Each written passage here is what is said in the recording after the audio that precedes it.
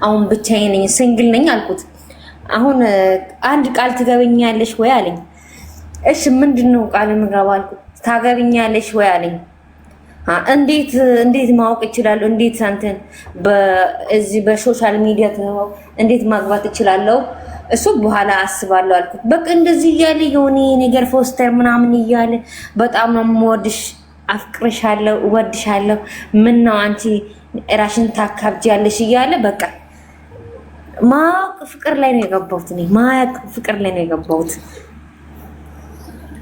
ማለት ትዳር ነሽ? እኔ የሁለት ልጅ እናት ነኝ። ባሌ በትንሹ ነገር ተፋተናል ማለት ነው። 8 ዓመት ሆኗል ከተፋተን ማለት ነው። ሲንግል ነሽ? አሁን ሲንግል ነኝ፣ እግዚአብሔር ይመስገን። ልጆችን እያሳደኩ ነኝ ያለሁት። እሺ፣ ስለዚህ አሁን ምንድነው የምትፈልጊው አንቺ? ያ ሰውዬ ከልቤ ላውጣው። በቃ አልፈልግም። እኔ ልጆችን ላሳድገው አልፈልግም። ከልቤ እንዴት ላውጣው? ይሄ ሰውዬ አልቻልኩም። ምንድነው የሚሰማሽ ስለሱ? ልጁ የዋህ ሰው ነው፣ ግን ሞኝ ነው፣ ገገማ ነው። ምንም ነገር አያውቅም። ዝም ብሎ እወድሻለሁ፣ አፈቅርሻለሁ ብሎ ያለቅሳል። ይሄ ሰው ይሄ አይነፋም ብዬ በቃ እስከ ሰው ጋር እስኪ አንዳንዴ እስኪ ለአሌክስ ጋር ልግባ ብዬ ዛሬ እንደዚህ ዝም ብዬ እያሰብኩ ነበርኩና እንዳጋጣሚ በቃ አንተ ስገባ ወዲያው እኔም ከች ያልኩት። ለዛው እስኪ አንድ ምክር ትመክረኛለህ ወይ? ስልክ ተደውሏል። ሞኝ ነው ያልሽ? ሞኝ ነው ልጁ፣ ምንም አያውቅም። ዝም ብሎ ያወራል እንጂ ማያውቀው ነገር ዝም ብሎ ያወራል። ወይ ሞኝ ነው ያልሽው ለምንድን ነው? በምን ምክንያት ነው ሞኝ የሆነው? ማለት ሞኝ ነው ያልሽው እንዴት ሰው ሳያውቅ እንዴት አፈቅርሻለሁ፣ ወድሻለሁ፣ አጋብሻለሁ ይላል እንዴ? ሰው ማታውቅ እንዴ ነው? እሺ ሞኝ አይደለም ያ ሰው? ሞኝ እኮ ነው። እሱ ሞኝ ከሆነ አንቺ ምን ልትባይ ነው? መጀልጀል ነው። አንቺም እኮ ሞኝ ነሽ እኮ በሱ እሱን እንዳልሽው ማለት ነው። እያደረግሽ ያለሽው የሞኝ ስራ። ስለዚህ አደብ ግዢ፣ ስርዓት ያዢ። የመጣሽው ልጆችሽን ለማሳደግ ነው። አፈቀርኩት የምትይውን ሰው ገና ለገና ወይ ደጋግሞ ደውሎ ስላወራሽ ነው እንጂ ማንነቱን አውቀሽ ባህሪው ገዝቶሽ ስለሱ በቂ እውቀት ኖሮሽ አይደለም። ስለዚህ ከዛሬ ጀምሮ እሱን ለመርሳት የምትፈልጊ ከሆነ እነዚህ 3 ነገሮች አድርጊ። አንደኛ እሱን የሚያስታውሱሽን ነገሮች አጥፊ ከስልክሽ ላይ። ስልክ፣ ፎቶግራፍ፣ ፌስቡክ ላይ ያሉ ነገሮች ከቻልሽ ፌስቡክ ማትጠቀሚ። ስራሽ ላይ ፎከስ አድርጊ። ቢዚ ሁኚ። ወደ ፌስቡክ ወሰድ እያደረገ እሱን እንድታይ እንዳያረግሽ በጣም ስራ ላይ አተኩሪ። ከዛ ውጪ ቀስ እያልሽ እሱን የምታይበትን የምታወሪበትን ሁኔታ እየቀነሽ ነኝ። በቀስታ ነው የምትወጪው፣ በአንዴ አይደለም። አሁን ሄደሽ ብሎክ ምናምን የምታደርጊው ጭንቅላትሽ በጣም ኦቨር የሆነበትና እንደገና እሱ ስር ነው የምታገኙ ራስሽ። ስለዚህ የምታደርጊው ቀስ እያልሽ አንድ ቀን እየዘለልሽ ታወሪዋለሽ፣ አንድ ቀን እየዘለልሽ ታያለሽ፣ 2 ቀን እየዘለልሽ ርቀትሽን እያሰፋሽ ያለሱ መኖር ያለሱ መቆየትን የምትሽይበት ሁኔታ እየተፈጠረ ይመጣል። ገብቶሻል? ስለዚህ በዚህ መንገድ ነው ማስኬድ ያለብሽ። ተግባባል? በጣም አሌክስ፣ እኔ ያሰብኩት አንድ ነገር አስታውስክ ነበር። እኔ እንደው ፌስቡክ ድሊት አድርገው ሁሉንም አጠፋለሁ፣ በቃ በአዲሱ መልክ ሆኜ እመጣለሁ ብዬ እያሰብኩ ነኝ። ይሄንን ሌላ በአዲሱ መልክ ልምጣ እያልኩ ነበር ያሰብኩት። አንድ እቺ ናት። በቃ ሁሉ ነገር አጠፋለሁ፣ በቃ ነፃ ሆኜ መኖር እፈልጋለሁ ብዬ። አይ እንደዚህ ነው ጥሩ አይደለም? ጥሩ ምን ያደርግልሻል ፌስቡክ? ምንም ስራ ማሰሪበት ከሆነ እውቀትማ ማትገበይበት ከሆነ ምንም የማይጠቅምሽ ከሆነ ትሰሪያለሽ እዛ። ምንም ኳሰኝ ትርፉ በሽታ ነው። ስራ ላይ ገንዘብ ያዢ፣ ከስደት የምትወጪበት ሁኔታ ፍጠሪ፣ ለልጆችሽ ቅርስ የምታፈሪበትን እዛ ላይ ነገር ላይ አተኩሪ። ተራው ነገር ላይ ጊዜሽን አታባቂ። እሺ፣ ግልጽ ነው አሌክስ? ግልጽ ነው በትክክል። እሺ፣ እኔ ያው ከአንተ እየተማርኩ ነገር ብዙ ነገር ተምሬያለሁ። ብዙ በቃ አሁን ከዚህ በኋላ በቃ ተምሬያለሁ። ተግባራዊ አድርጊው። በምስጋና ቀን መጣሁ ወደ አንተ ቤት። በቃ እሺ፣ መልካም ቀን። በጣም አመሰግናለሁ። ወንድማችን አድናቂ ነኝ፣ እወዳለሁ። እሺ፣ ክፉ አይንካክ። አሜን። አመሰግናለሁ። ወይ ቻጉድ የፌስቡክ ጂኒ የተነሳበት ያለ ይመስላል። እስቲ የፌስቡኩን ወረርሽኝ ያቆምንበት መርፌ ድጋሚ እስቲ እንስራው። ፌስቡክ ደህና አርፎ ነበር ደግሞ ጀመረው። ሰላም ሄሎ ሄሎ የለችም ማስቀምጠው ስልኳን መሰለኝ ሌላ ታሪክ ላይ ታፕታፕ እናርግሽ። አንድ 30 ሰከንድ ስልካችሁን አቆሙና መጻፋችሁን ኮመንት ኮፒ ሊንክ ማድረጋችሁን አቆሙና ምን ታደርጋላችሁ መሰላችሁ? ጀስት ታፕ። እሺ አንዴ ለ30 ሰከንድ ብቻ፣ ከዛ በኋላ ትጽፋላችሁ፣ ችግር የለውም። ለ30 ሰከንድ ብቻ እኩል ያላችሁ ሰዎች በሙሉ ደብል ታፕ አድርጉ። ሰላም ሄሎ። አይ ዝም ብላ ሄሎ ስላት ቆይታ ልክ ላስወጣት ቀዩን ስነካ ሰላም አለች። ምን የኔ እናት አስቸጋሪ እኮ ነው። አሁን ድጋሚ ራሱ ላስገባሽ አልችልም፣ አላየሁትም ፕሮፋይልሽን በደንብ። ሄሎ አሎ፣ ሰላም። እግዚአብሔር ይመስገን ሰላም ነው። ሰላም ነኝ። እንኳን ደህና መጣሽ። እንኳን ደህና ቆየኸኝ። ምን እንታዘዝ? አረ ምንም ምንም። ታዲያ ለምን ላክሽ ሪኩዌስት?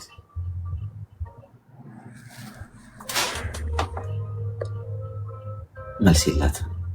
ምክንያቱም አንዳንድ ሰው ዝም ብሎ የመላክ ልክፍት አለበት። አሁን ሪኩዌስት የላኩ ይገደላሉ ተብሎ ቢሆን በቃ ምንም ሳታቂ ሞተሻል። አዎ ሪኩዌስት የላኩ ወደ ጨለማ ክፍል ወደ ሞት ቢባል ምንም ሳታቂ፣ አንዳንዶቻችን ምንም ሳይገባ ነው የምናደርገው ምንም ነገር። ሄሎ ሄሎ፣ ሰላም አሌክስ፣ እንዴት ነህ? ሰላም፣ እንኳን ደህና መጣሽ። አለሁ እግዚአብሔር ይመስገን። እንኳን ሰላም ቆየ። ምን እንታዘዝ? እኔ እንኳን ያው ሳላስብ ነው ግን ገስ የላኩት። አድናቂክ ነኝ፣ አዳምጣለሁ። እኔ እንኳን ባለትዳር ነኝ እግዚአብሔር ይመስገን። እሺ፣ እና ምን እግር ጣልሽ?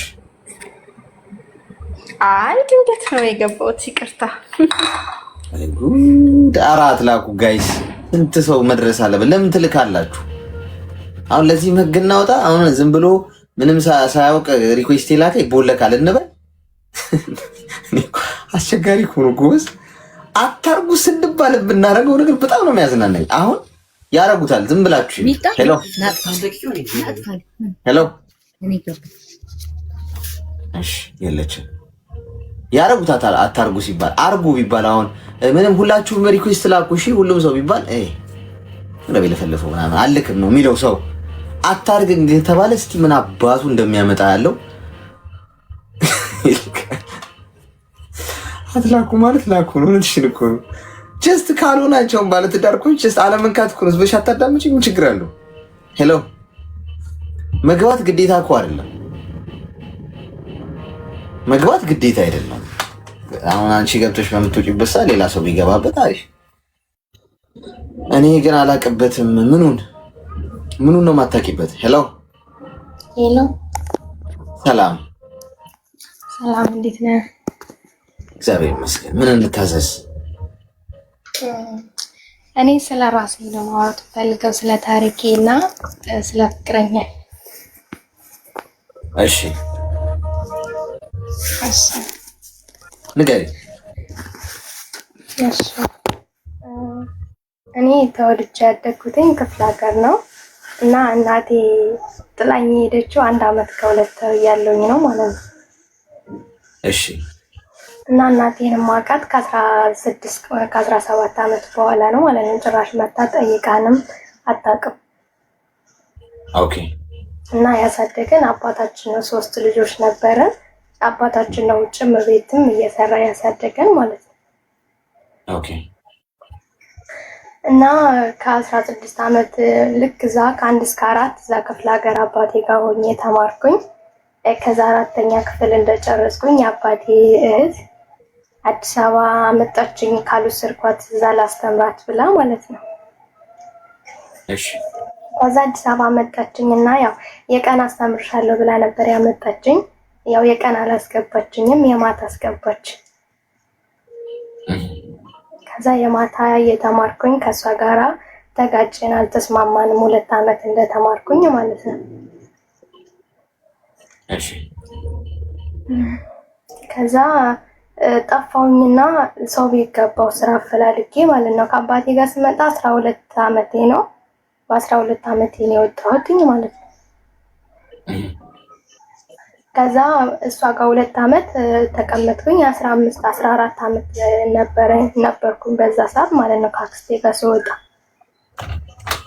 ከዛ ጠፍቼ ወጣሁኝ።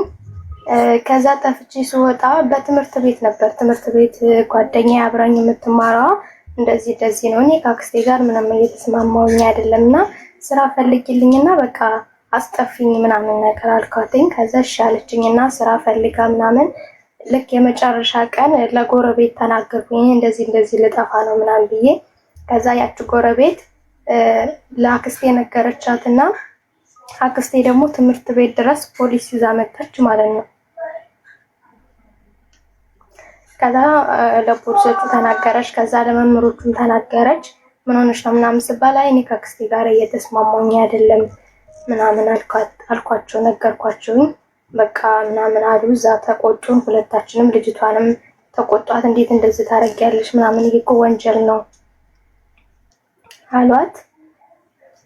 ከዛ እሺ ብለን ምናምን በቃ ከዛ ተስማማን። ከዛ ያክስቴ ባል በቃ እኔ እዚህ መቀመጥ አልፈልግም አልኩት። ከዛ እሱ ተያዥ ሆኖ ስራ ፈልጎ አስገባኝ ማለት ነው። ከዛ ትምህርቴን እየተማርኩኝ የሰው ቤት ስራ መስራት ጀመርኩኝ ማለት ነው። ከዛ ያው እኔ ከአክስቴ ጋር 4ኛ ክፍል አቁሜ ነው የመጣሁት። ከዛ 5 እና 6 አክስቴ ጋር ተማርኩኝ። 8 9 ምናምን ያው ሰው ቤት እየሰራሁኝ ነው የተማርኩትኝ ማለት ነው። እና 2012 አካባቢ ነው ሱቅ ላይ ተቀጥሬ ሰራ ነበረ ማለት ነው። ማለት እንደዚህ መኖሪያ ቤትም ሱቅ ላይ ሁለት ነው ያላቸው። ከዛ እዛ እየሰራሁኝ በጣም ኃይለኛ ነበረች ሴትየዋ ማለት ነው የምሰራባት የነበረችዋ። እና ያ ደሞዝ ያዘችብኝ 4 ወር ማለት ነው። እና ሱቅ ላይ እንጀራ ዳቦ ምናምን ነበር የምንሸጠው እና በቀን 50 እንጀራ ጋግር ነበር። በዛ ሰዓት 14 አመቴ ምናምን 15 አመቴ ነው። ቤተሰብ ደግሞ እንደዛ ያውቅም ማለት በቃ ቀላል እንደሆነ የምሰራው ምናምን ነው የሚያውቁት የነበረው። ከዛ እንደዛ እያልኩኝ ቀጠልኩኝ። ከዛ ሴትዮዋ ደሞዝ ያዘችብኝ 4 ወር ማለት ነው። ከዛ ስጪኝ ስላት ዛሬን፣ ስጪኝ ስላት ነገ ምናምን እያለች አልሰጥም አለችኝ። እና በቃ መጨረሻ ላይ እኔ በቃ ከዚህ በኋላ እዚህ አልሰራም ደሞዝ ስጪኝና ሸኝኝ ስላት ምን ነው 10 ደሞዝ ያልሽ ብላ ጠዋት ላይ ነው ሱቅ አካባቢ ቁጭ ብለን ሻይ ምናምን እየጠጣ ማለት ነው። ከዛ እየጠጣች የነበረችው ሻይ ላይ ደፋችብኝ ማለት ነው። ከዛ እዛ ራሱ በጣም ብዙ ነገር አድርጋኛለች። በቃ በጣም ብዙ ነገር ማለት ነው። በጣም ኃይለኛ ናት ሴትዮዋ። በቃ በዛ ሰዓት ማንም አልነበረም ካጠገቤ። በቃ እና አባቴ የሚያናክል ክፍለ ሀገርም ስለሆነ ብዙም አንገናኝም ምናምን ነገር። ከዛ 8ኛ ክፍል ሁለቴ ማለት ውጤት አልመጣ 2012 ግማሽ ስለሆነ የተማርነው ውጤት አልመጣልኝም ነበረ። ከዛ ድጋሜ ተማርኩኝ። ያው በሁለተኛው መጣልኝ ውጤት። ከዛ በቃ እኔ እስከመቼ ድረስ ነው እንደዚህ መሆኑ ምናምን ብዬ በቃ ወደ ውጭ ሄጄ መስራት አለብኝ አልኩኝና ወደ ውጭ በፕሮሰስ ጀመርኩኝ እና አባቴ ማገዘኝ ምናምን ነገር። ከዛ መጣሁኝ ማለት ነው ወደዚህ። አሁን እዚህ ከመጣሁ 2ኛ ዓመት ጨርሼ 3ኛ ዓመት ይዣለሁኝና እዛ እያለሁኝ ማንም አይጠይቀኝም ነበር ማለት እና ጎቴም የእሷ ቤተሰቦች እንዳለ እዛ ስንማር በዛ አዲስ አበባ በጣም ብዙ ነገር እዛ ሰው ቤት ስሰራ ምናምን አንድ ቀንም የት ናት ምናምን ብለው ጠይቀውን አያውቁም። እዚህ ከመጣሁ በኋላ ግን ብዙ ጊዜ ነው የሚደውሉት። ኢቭን እናቴ ሳትቀር እንኳን ትደውላለች ማለት ነው። ግን እኔ በቃ ሳያት ታናድደኛለች። ለምን እንደሆነ አላውቅም። ለእሷ ምንም አይነት ፍቅር ራሱ የለኝም ማለት ነው። በቃ አላሳደገችኝም እና ክፍለ ሀገር ራሱ በጣም ብዙ ነገር ነው። በቃ ክፍለ ሀገር ላይ በጣም ብዙ ነገር ነበረ ቤት ውስጥ ራሱ ማለት ነው እዛ እያለሁ እና አዲስ አበባ ማክስቴም ጋርም እንደዛው በቃ እሷም ጥሩ አልነበረችም። እና አሁን እየደወለች በቃ ማለት ብር ላኪ እንደዚህ ምናምን ትለኛለች ማለት ነው። ማለት ስልክ ስቀይር ራሱ ለእነ አባዬ ብቻ ነው የምሰጣቸው፣ ግን ታገኘዋለች። በቃ ከየት እንደምታገኘው ራሱ አላውቅም። እና ምንም ጠይቃኝ ራሱ አታውቅም ማለት ነው። የኔ ያለችው እዚህ ነው ያለችው ምናምን ጭራሽ ማለት ነው ጠይቃኝ አንድ ቀን እንኳን የት ናት ብላ ጠይቃኝ አታውቅም። ግን አሁን እዚህ ከመጣሁ በኋላ ሁሉም ፈላጊ ነው። እየደወሉ እንደዚህ አድርጊልኝ እንደዚህ አድርጊልኝ እያሉ እየደወሉ ይረብሹኛል ማለት ነው።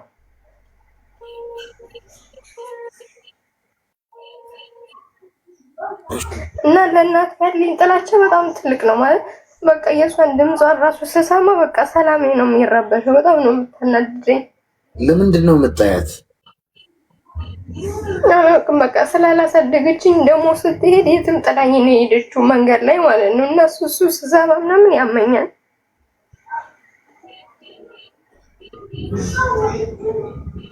እሺ ምንድን ነው የምትፈልጊው? ማለት በቃ ለእናቴ ያለኝ ጥላቻ በጣም ትልቅ ነው እና እንዴት አድርጌ ነው እሱን መተው የምችለው? ማለት አንዳንዴ ታሳዝነኛለች። የሆነ ነገር ላደርግላት ምናምን ፈልግና መልሼ ደግሞ እኮ እንደዚህ አድርጋሻለች እኮ እሷ እኮ የትም ጥላሽ ነው የሄደችው አላሳደገችሽም ይለኛል ውስጤ ላይ ማለት ነው። እሺ እስቲ ሚዩት አድርጊና አዳምጪኝ። እሺ አዳምጪኝ። ያው ባጭሩ ነው የነገርኩህ፣ ረጅም ነው ግን ባጭሩ ነው። ከ13 ዓመት ጀምሮ አሁን 22 ዓመቴ ነው። የሰው ቤት ነው ያሳለፍኩት። የአክስቴን ቤት ቢሆን ግን በጣም ከባድ ነበር። እዛ ራሱ ያሳለፍኩት 2 ዓመት። እሺ አይዞሽ። አሁን ሚዩት አድርጊስ፣ ሚዩት አድርጊና አሁን ደግሞ የማዳመጥ ሰዓት ነው። አዳምጪ። አንደኛ ነገር አላሳደገችኝም የሚለው ምክንያት ትክክል አይደለም። ማንም እንዲያሳድግሽ መጠበቅ የለብሽ።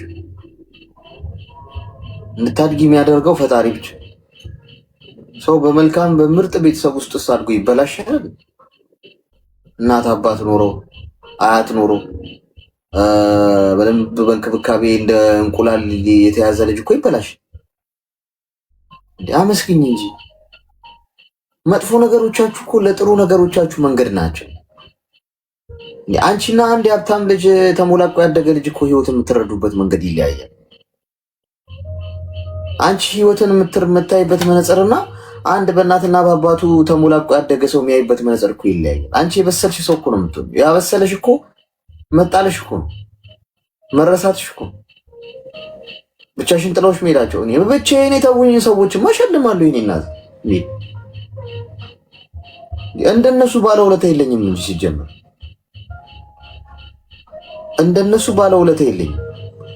የተውኝን፣ የካዱኝን፣ የዋሹኝን ህይወትን ብቻዬን እንድጋፍጥ ለብቻዬ የተውኝን ሰዎች ከልቤ ነው የምልሽ። ይሄ ዝም ብሎ ለምሳሌ ራስን ለማጽናናት ወይ ደግሞ እንደ ወይ እነሱንም የሆነ ነገር እንዲሰማቸው ምናምን በሚል አይደለም። እግዚአብሔር ነው እንጂ መሸለም ብችል እነሱን ነው መድረክ ላይ አውጥቼ መሸለመው። የኔ እናት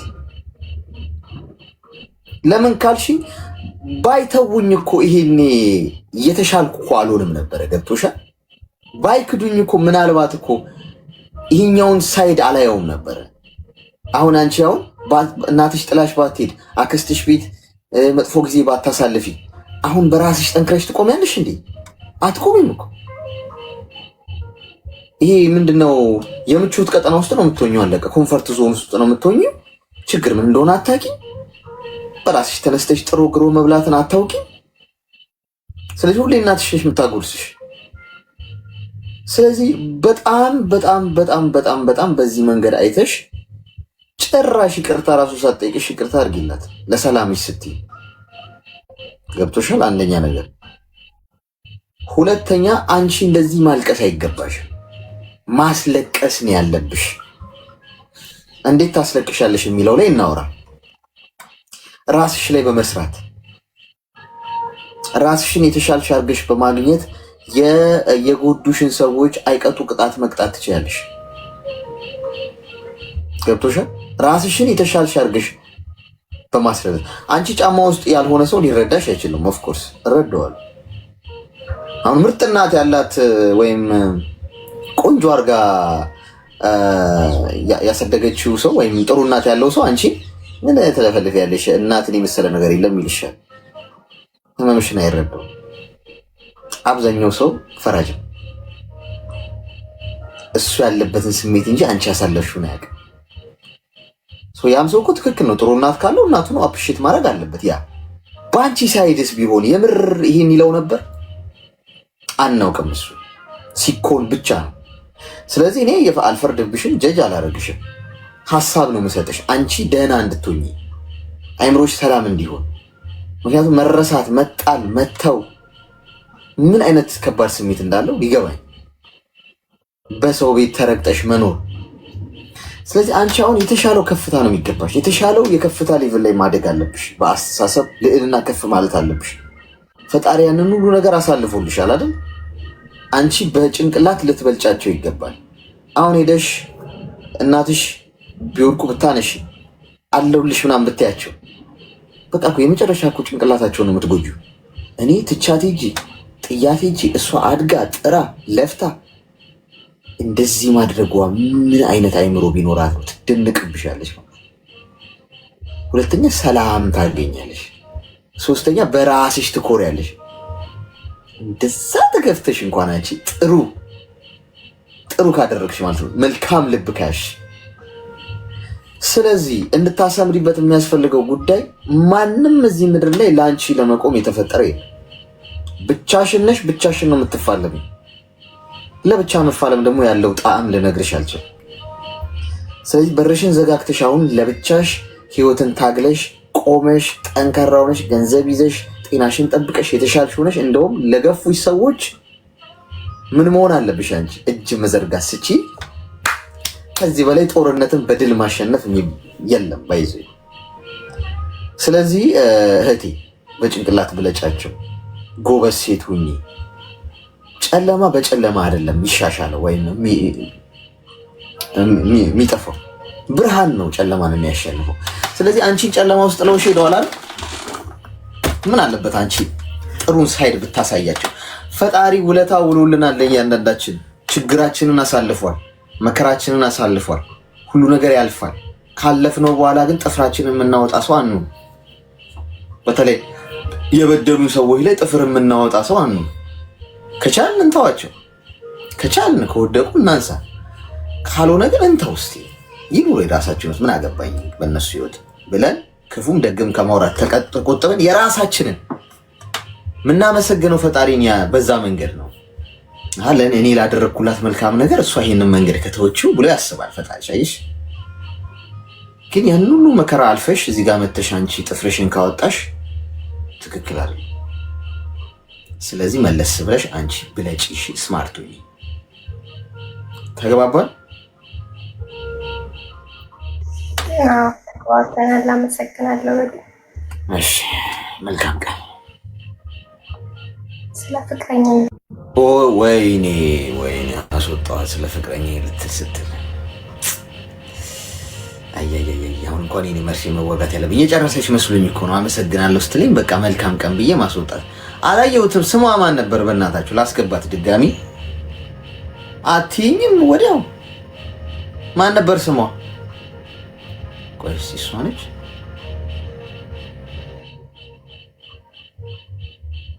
ኦኬ አገኘኋት ድጋሚ። እኔ እኮ መርፌውን በቃ ሰተን ወደ ሪሴፕሽን ስል እኮ ነው አንቺ እንደገና እንትን ያልሽው። ፍቅረኛም አለሽ? አዎ ፍቅረኛ አለኝ። ለነገሩ የሌለው የለም። ልክ ነሽ። ማን የሌለው አለ? እኔ ብቻ ነኝ። እኔም በቅርቡ እያሰብኩበት ነው። ምን እሺ፣ እንዴት ነው? የት ነው የያዘሽ? ክፍቱ እንዴት የያዘሽ? እንዴት ተዋወቃችሁ? የጦስ ዶሮ እንዴት ተጀመረ የሚለውን ነገር ንገሪኝ እስኪ። እሺ፣ ወደ ክፍለ ሀገር እየሄድኩኝ ትራንስፖርት ላይ ነው የተዋወቅነው። ማለት የአንድ ሀገር ሰዎች ነን፣ ግን ሀገራችን እንትን ነው የተለያየ ሰፈር ነው። እና ትራንስፖርት ውስጥ ለእህቴ ክርስትና ከአዲስ አበባ ወደዛ እየሄድኩኝ ነው ወደ ክፍለ ሀገር። እና እኔ ቆሜ ነበር፣ እሱ ቁጭ ብሎ ነበር። ተነስቶ አስቀምጦኝ በዛ ተግባባን ማለት ነው። እሺ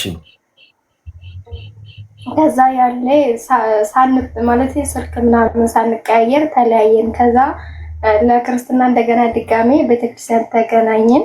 ከዛ በዛ ሰዓትም ስልክ አልተቀያየርንም። ድጋሜ ደግሞ የእሱ ወንድም እዛ አያቴ ጋር ነው የሚኖረው ማለት እና አያቴ ግቢ ተከራይቶ ነው የሚኖረው እና እዛ መጣ። ከዛ ስልክ ተቀያየርን ማለት ነው። ኦኬ። ከዛ ማውራት ጀመርን። ከዛሬ 4 ዓመት ምናምን በፊት ነው የተዋወቅነው። ከዛ ለ1 ዓመት ምናምን ያክል እንደዚህ ዝም ብለን እናወራ ነበረ። እሺ እናወራ ነበር ዝም ብለን ማለት ምንም ነገር የለም ዝም ብለን እናወራለን። ከዛ በኋላ የፍቅር ጥያቄ ጠየቀኝ፣ ተቀበልኩትኝ ማለት ነው። እሺ እና እናወራለን፣ ረጅም ሰዓት እናወራለን ምናምን። ከመምጣቴ በፊት ልክ ወደዚህ ቪዛ ምናምን ሲመጣልኝ ቀለበት ካላረኩልሽ ምናምን አለና ቀለበት አሰረልኝ ማለት ነው። ቀለበት ማለት ፕሮሚስ ጋብቻ እንደዚህ ህጋዊ አይደለም ማለት በቃ ፕሮሚስ ላድርግልሽ ምናምን አለኝና ለምን ስለው በቃ ማረግ ፈለኩኝ አለኝና ፕሮሚስ ቀለበት አረገልኝ ማለት ነው። እሺ ከዛ እዚህ እንደመጣው ያው ዳታ ምናምን ተዘግቶ ነበር እኛ ጋር የሆነ ሰዓት ላይ እና በቀጥታ ነበረ እሱ ይደውላል እኔም እደውላለሁኝ ማለት ነው። በወርም ሊሆን ይችላል በ2 ወርም እንደዛ ነበር የምናወራ የነበረው። እሺ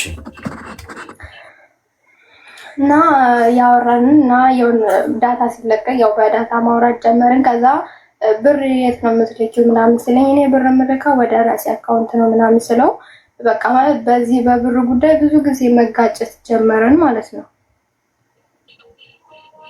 እሺ ማለት ለምንድን ነው እና ከዛ እንደውም በቃ እኔ ወደ አባቴ ነው የምልከው ለምንድን ነው አንተ ይናክል በኔ ብር አንተ ተቆጣጣረኝ የፈለከው አንተ እኮ ገና ፍቅረኛ ነህ እኔና አንተ እኮ ባልና ሚስቶች አይደለንም ምናምን ነገር ስለው አየሽ አይደለ እኔና አትወጂኝም አታምኚኝም ለኔ እምነት የለሽም ማለት ነው ምናምን ይለኛል ማለት ነው። እሺ ከዛ እንደዛ ያለ ብዙ ጊዜ በዚህ ጉዳይ መጋጨት ጀመረ። ከዛ በቃ ይሄ ነገር ማቆም አለብን እስከ መቼ ድረስ ነው ማለት በቃ በጣም እንጋጫለን በዚህ ጉዳይ በተደጋጋሚ በተለይ ዳታ ከተለቀቀ በኋላ በቃ ስናወራ በተደጋጋሚ ነው የምንጋጨው በዚህ ጉዳይ ማለት ነው። እሺ ከዛ መጨረሻ ላይ በቃ ምንም አላልኩትኝም በቃ ሁሉንም ነገር ማለት ከጓደኛው ጋር እያወራ ጓደኛው ደግሞ የኔ ያጎቴ ልጅ ነው ግን አያውቅም ያጎቴ ልጅ እንደነበረ። ከዛ ለሱ እኔ እኮ እሷን ለብር ብዬ ነው የቀረብኳት አልፈልጋትም ምናምን አረብ ሀገር ሊሄድ ስለሆነ ነው ፕሮሚስ የሚያረኩላት ምናምን ሲል ሪከርድ አድርጎ ለኔ ላከልኝ ማለት ነው። ያክስቴ ልጅ ጓደኛው ማለት ነው። አልፈልጋትም ማለት እሷን የምፈልጋት እኔ ለብር ነው እንጂ ምናምን ነገር እያለ ሲያወራ ያክስቴ ልጅ ደግሞ ሪከርድ አድርጎ ለኔ ይልክልኛል። እሺ ያው አንድ ሀገር ስለሆነ ያው ጓደኛው ያክስቴ ልጅ ነው ማለት ነው። ከዛ እንደዛ ብሎ ሲለክ ሪከርድ አድርገልኝ ከዛ በኋላ ምንም አላልኩትኝም ምንም እንዳልተፈጠረ አወራሁትኝ። ሲደውል ምናምን እኔ መደወል ተውኩኝ እሱ ሲደውል አነሳለሁ ምናምን። ከዛ እያልኩኝ እየራኩኝ መጣ ማለት እንዴት እንደዚህ ሊል ይችላል ምናምን በቃ እኔ አላውቀውም ማለት ነው እሱን 4 ዓመት ሙሉ ምናምን ብዬ ከዛ በቃ መጨረሻ ላይ ምንም ሳልለው ግን አንቺን ካጣው ራሴን አጠፋለሁ ምናምን ብዙ ነገር ነበር ለኔ የሚለኝ የነበረው ማለት ነው። እሺ እና በቃ እንደዛ ሆነ። ከዛ ብሎክ አደረኩት መጨረሻ ላይ በቃ ምንም አላልኩትኝም በቃ ከሁሉም ላይ ብሎክ አደረኩትኝ ማለት ነው። እና በሌላም ስልክ እየመጣ ምናምን አረብሸኝም ምንም አላለም ጸጥ ነው ያለው። ከዛ ብሎክ አደረኩት መጨረሻ ላይ ምንም አላወራንም ምንም አልተነጋገርንም። እና ይሄ ማለት ጥፋቱ የኔ ነው ማለት እንደዛ ብሎ ሪከርድ ሰምቻለሁኝ እኔ ያክስቴ ልጅ ነው በድምጽ እንኳን ቢነግረኝ ያልሰማም ነበር ሪከርድ አድርጎ ነው ራሱ የነገረኝ ማለት ነው። የራሱ ድምጽ ነው። መጠየቅ ነበረብኝ ወይስ ደግሞ ዝም ብዬ ብሎክ ማድረግ ጥፋት አለው? ይሄ ነው ጥያቄሽ። እና ብዙ ጊዜ በቃ አብረን ካልሰራን የሚለው ነገር በጣም ያጋጭናል። እና ደግሞ ወደ አባቴ ልክ ያለው ስለው ለምንድን ነው ወደ አባትሽ የላክሽው ብር ለምንድን ነው ወደ እነሱ ጋር የምትልኪው? ባንክ ቤት እኮ ቢቀመጥ ትርጉም የለውም ዋጋ የለውም ምናምን ይለኛል ማለት ነው። እድሜ ስንት ነው? አሁን 22 እሺ ሚዩት አድርጊ እስኪ። እኔ 22 ዓመት እድሜ፣ እርግጥ ገና ልጅ ነሽ። ቀለበት ፕሮሚስ ቀለበት የሚባል ነገር የለም። ያው ልጆች ተኮኖ ምናምን ያው ቲኔጀር ሲኮኑ ምናምን ይሄ አጉል ትኩስ ፍቅር ላይ ምናምን የሚደረጉ ነገሮች ናቸው። የተማሪ ትምህርት ቤት ምናምን ፕሮሚስ ቀለበት አድርጎልኝ እኮ ፍቅረኝ ምናምን ወይ ታድለሽ፣ እውነት ደስ ይላል የሚባል ነገር የለም። ቀለበቱን ራስሽ ገዝተሽ ልታደርጊ ትችላለሽ። ቀለበት ጣትን እንጂ ልብን አያስርም። ኢቨን የጋብቻ ቀለበት እንኳን ቢሆን የጋብቻ ቀለበቱን ኪሱ ውስጥ ከቶ የሚማግጥ ሰው አለ። የጋብቻ ቀለበቷን ኪሷ ውስጥ ከታ ምትማግጣለች። የጋብቻ ቀለበቱን አድርጎ ላም ይማግጣል። ማን ምን ያመጣል ብሎ ማለት ነው። ማን ምን ያመጣል ምን ያደርጉኛል ብሎ ገብቶሻል። ሰው ቀለበት ስላደረገልሽ ወዶሻል ማለት አይደለም። አሁን አዳሚ ቀለበት ተደርጎልሽ ቁጭ ብለሽ በአንቺ ቤት ተፈቅረሽ ልብሽ ልቅ ብሏል። ጋብቻ ቀለበት ይኸውልሽ፣ ፕሮሚስ ቀለበት ምን እንደሆነ ታውቂያለሽ? የጋብቻ ቀለበት ፕሮሚስ የቃል ኪዳን ቀለበት እሱ ብቻ ነው። ሌላው ዝም ብሎ ማቧከሚያ ምናምን ቆዳሽን መግፈፊያ ናት። ቃል ገብተሽ ልብሽ ልቅ ብሏል በቃ እሷን ቀለበት አድርጎልሽ ይባል ነገር የለም። ከጋብቻ ቀለበት ውጭ ቃል ኪዳን የሚባል ነገር የለም። እሱም ቃል ኪዳን መሆኑ ከቀረ ቆየ። ብዙ ሰው ሽጦታል። ብዙ ሰው ሰውን ያርድበታል ከጀርባ ሚስቱን፣ ባሏን። ትዳር የሚባለው ኮንሰፕት የገባቸው በጣም ጥቂት ሰዎች ናቸው። ገብቶሻል? ትዳር ውስጥ ሆነው ብዙ ፋውል የሚሰሩ ብዙ ሰዎች አሉ። ታንቺ ላላገባሽው ወንድ ቀለበት ተደርጎልሽ መምጣትና ህይወቴ ውስጥ አለ ብለሽ ማሰብ ስህተት ነው። ብሎክ ማድረግሽ ምንም ጥፋት የለው። ከህይወትሽም ነው ጭራሽ ብሎክ ማድረግ ያለብሽ። እንደዚህ አይነቱ ሰው እንኳን በጆሮሽ ሰምተሽ አሁን አብዛኞቻችሁ እሷ የምትናገረው ነገር የእናንተ ህይወት ነው። በእርግጠኝነት አብዛኞቻችሁ ፍቅረኞች አለ። ፍቅረኛ ምንም አያረግም። ይኸው እየነገርኳችሁ ነው። 18 ዓመት 19 ዓመት 20 ዓመት ምናምን 25 23 4 ላይ ምናምን ፍቅረኛ ምናምን ተባብ ሁሉም ሰው ተጃጅሎ ያውቃል። ሁላችንም ተጃጅለን እናውቃለን። ማለት ብሰሉ እስቲ መጽሐፍ ቅዱሱን የሚለው ቁርአኑን የሚለው መጽሐፍ ፍቅረኛ ምንም አይሰራም ነው። በምክንያት ነው። መጃጃያ ነው። ህይወት መጠፋፊያ ነው። ሲንግል ሆን ኑሮውን ትክክለኛ የትዳር አጋር ሲኖር ራሱ እግዚአብሔር ይሰራዋል። ነገሩን ሁሉ በጊዜው አይደለም የሚባለው። እንዴት አድርጎ እንደሰራው በማታውቀው ሁኔታ ራስን ትዳር ውስጥና ቤተሰብ መስረተ ታገኘዋለህ። ግዴታ መጠናናት ምናምን የሚባል ነገር የለውም። በቃ ምን መጠናናት ያስፈልገኛል? አሁን ከወደድኳት አንዲት ሴትን ለምሳሌ ከወደደችኝ ከተግባባን ከሁለታችንም ከሆነ ያ ስሜት ያለው ምንድነው ምጃጅ አለው ህይወት አልቀጥልም እንዴ አግብቻት ወይ አግብታኝ 5 ዓመት የፍቅረኝነት አንቨርሰሪያችንን ብለው የሚያከብሩ አሉ። ሁላ ኬክ ሁላ የሚቀርሱ 10ኛ ዓመት በይኔ አይገርሙም? በፍቅር 10 ዓመት እንዴ! አንዱን ዓመት እንደው አብረው ቆዩ ቢባል 9ኙን ዓመት ተጋብተው ቢኖሩበት ህይወትን እንዴት ያጣጥሙታል? አለበለዚያ ሲንግልነት ይለምልም። አለከ። አንቺ አረብ ሀገር ሆነሽ እሱ የምትጦሪበት ምን ምክንያት አለሽ? ብዙ ወንድ እንደዛ ነው የሚኖረው። በነገርሽ ላይ በጣም ብዙ ወንድ በሴት ገንዘብ ነው የሚኖረው።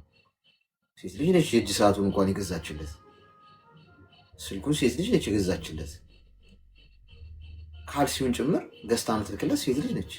እንዲህ ነው የሚኖረው። አሁን ስልጣኔ ነው።